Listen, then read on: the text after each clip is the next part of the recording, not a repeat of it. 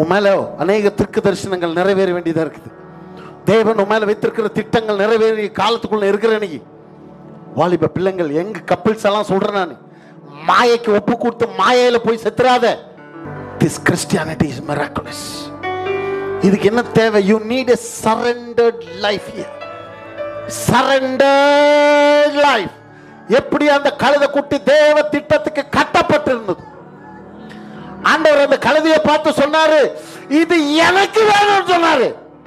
அந்த கழுதை அவருக்காகவே, அவருக்கென்று எனக்கு வேணும்னு சொல்லு. யாராவது கேட்டா எனக்கு வேணும்னு சொல்லு. நான் சொல்லட்டுமா?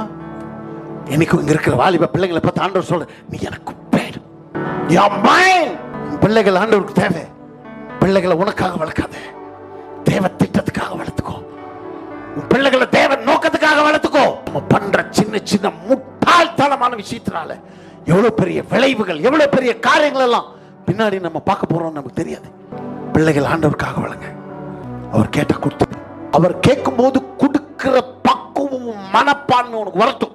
ஆண்டவர் இது வேணும்னு சொல்லும் போது திறந்த மனதோடு அதை கொடுக்கிற ஒரு பக்குவத்தை கர்த்தர் உனக்கு கொடுப்பாராங்க.